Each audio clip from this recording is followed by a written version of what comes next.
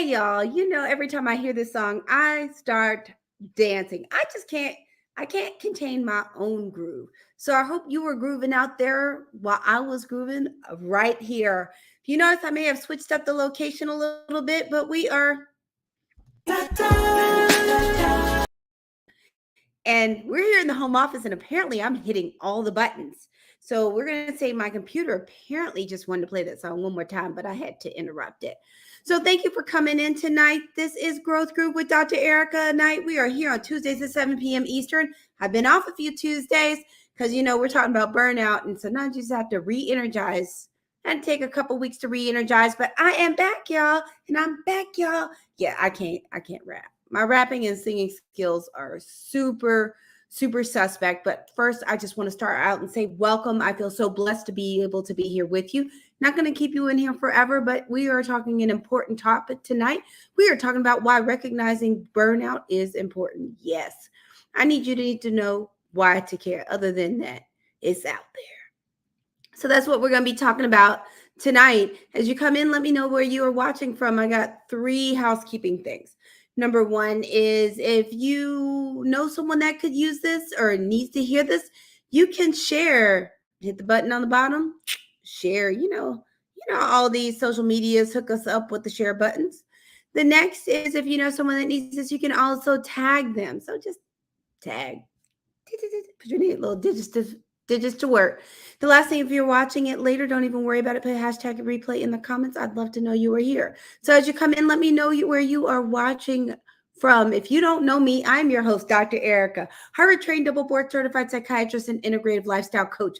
I am so passionate about helping you be better, do better, and live better. I do that through my adult telepsychiatry practice, my books, including Fix Your Fairy Tale, A Woman's Guide to a Great Life, Love, and Legacy, my speaking, and my podcast, Better with Dr. Ericka. I do all of that to help busy people like you that show up for work, you show up for your friends, you show up for your family, you show up for your community, but sometimes you do not show up for yourself, or you're looking around waiting to see who's going to show up, and they aren't there. I do all of this to put you in the middle and in the center of your life. I do this to put you back in your life. You ready? Let's do this. So, there's some myths out there like, hey, you just got to suck it up. Burnout is up there, or, just make it through. Well, I want to talk about why burnout is important. So let's get to it. Let's do this. Yes. So the first thing is, let's talk about the fact that during the pandemic, 4 out of 10 adults in the U.S. reported symptoms of anxiety and depressive disorder. To me, that just sets the stage that in this climate, which is much more complicated than just the pandemic, because we've had racial injustice and assault on reproductive rights. We have had police killing Black bodies. We have had voting rights issues, a recession, incredibly expensive gas. Now we have monkeypox. There's literally so much going on. Hearings for insurrections. It's been everything. So that just sets the stage that's just all these things are coming together, and people are mentally, emotionally, and physically feeling the effects. So think about it. So a lot going on. And for most people, this is not just bouncing off, going nowhere, and they're totally unaffected. A lot of people are affected by all the craziness going on. There was a survey that showed 94% of workers report feeling stressed at work, and almost a third describe their stress level as high to unusually high. 94%, that is a lot of people. And again, as I told you, as you come in, just let me know where you are watching from. 94%. So the first thing, it's important, is because people are struggling. And it's not just one person. It's not just 2 people. It is a lot of people struggling. And a lot of them are feeling burned out, overworked, unappreciated, underpaid.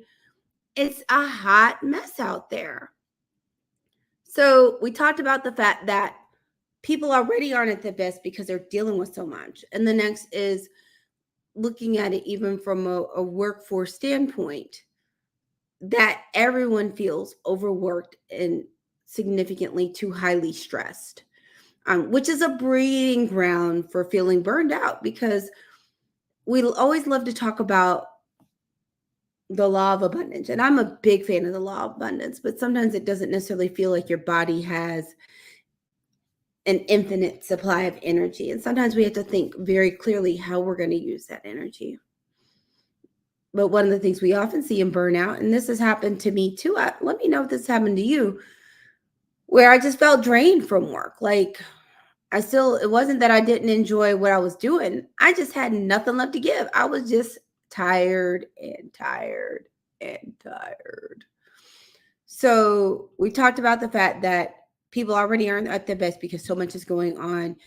Majority of people feel significantly stressed at work. And unfortunately, for a lot of people, this is not getting better. It's getting worse due to a lot of the workforce issues across different types of organizations, businesses. There just aren't enough people working, or people just don't want to do it anymore. So, when you have those situations, you have less people doing more work to compensate for the people that aren't there. The next thing to keep in mind, it's important, is because burnout is not just from work.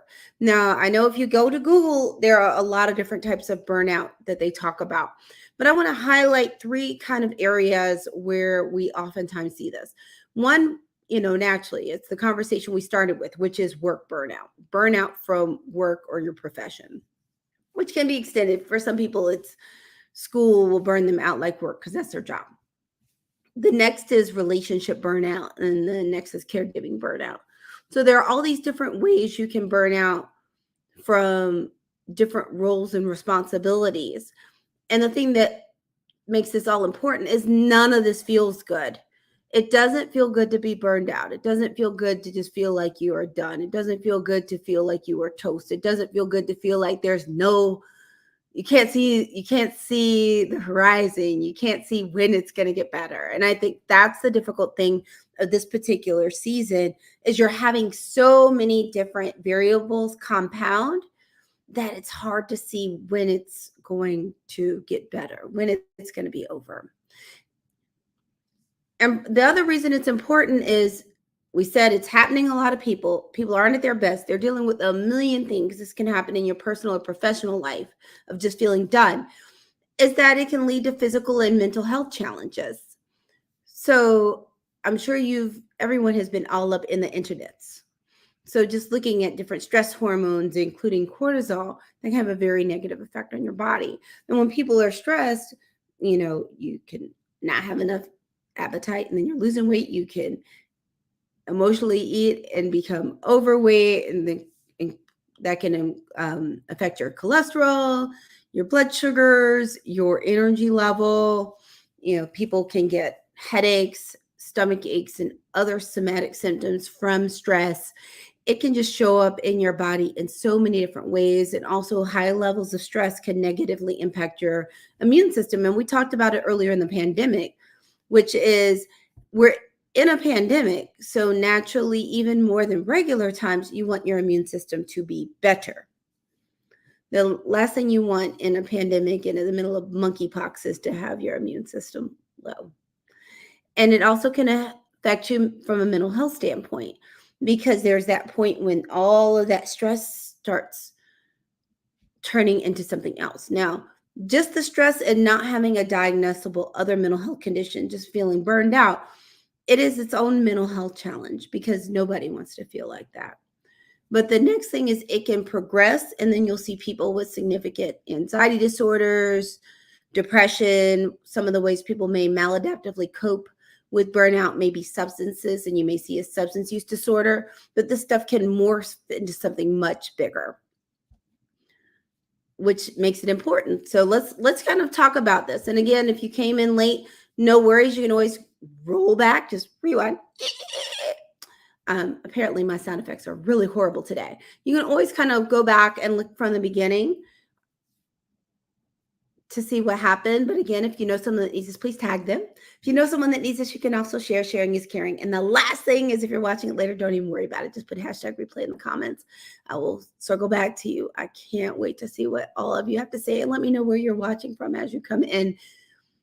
So we're talking about kind of these different reasons why this is important. And one of the biggest reasons of being able to recognize burnout is burnout doesn't usually fix itself.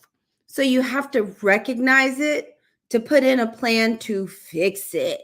A lot of times you may have to do boundaries around work, boundaries around other activities. You may need to do some things that are restorative. You may actually need to see a coach or a mental health professional. You may need to change professions. It could be a wide variety of things, but a lot of times there is an action step, but it's hard to get to the action step if you can't recognize the problem. So that's the last reason. So let's go ahead and run down what we were talking about. The first thing we set the stage is that, and these studies are a little bit earlier in the pandemic, 4 out of 10 people were reporting anxiety or depressive symptoms. So guess what? People weren't at their best. It's a mess. Second thing was that 94% of workers are feeling stressed at work, with at least a third describing their stress level as high to unusually high. So people are just pulled and stretched to amazing lengths right now. And the thing you're seeing and you're feeling, and the people you know are feeling, is they can't take it anymore, or it just feels unbearable. And that this burnout can happen at work. It can happen in your personal life, showing up as relationship burnout or caregiver burnout. And none of that feels good. And when you get to these points, naturally, it's ideal to recognize it before it really happens and to prevent it. But sometimes stuff happens. And we're not about blaming here. Sometimes stuff happens, and then you need to figure out what you're going to do about it. And you need to recognize it so you can do something about it, because you know what? That burnout can cause physical and mental health challenges. You can already have low energy, feel bad, be more irritable, be kind of apathetic, all kinds of things. Start having dysphoria and sadness, start feeling anxious or angsty, have decreased concentration and decreased productivity. And then that can push all the way into starting to have issues with anxiety, depression, and even substance use. None of that stuff is good. Nobody wants to do any of that. And then also, all of that stress can affect your body physically. So your energy level, your appetite, your weight, your blood sugars, your cholesterols, your all the things. Your immune system, negatively impact other medical conditions you already have, such as asthma or respiratory conditions and high blood pressure, just all the things. Nobody wants any of this. So part of the reason we need to recognize it is so we can do something about it, so that we can prevent or fix these types of issues. Because this is not the kind of life I want for you. I want you to have the best life. It's not just simply cliche living your best life, but I want you to have high quality of life, because you can't get back time. So I want each moment to be something that you can truly enjoy. And that's why it's important to recognize burnout, because you have to recognize it to put together a plan to fix it. And if you don't recognize it, then you'll just be on the struggle bus. And one of the reasons it's harder to recognize these days is because so many people are burned out, overextended, and on the struggle bus with you, that you may not recognize it because it looks what? Say it with me, normal. So I'm here to tell you it's not, because you deserve better. So thanks again for showing up. Round of applause. You showed up for yourself today, not just me. Thank you for showing up for Growth Groove with Dr. Ericka, showing up on you for 7:00 p.m. Eastern on Tuesdays.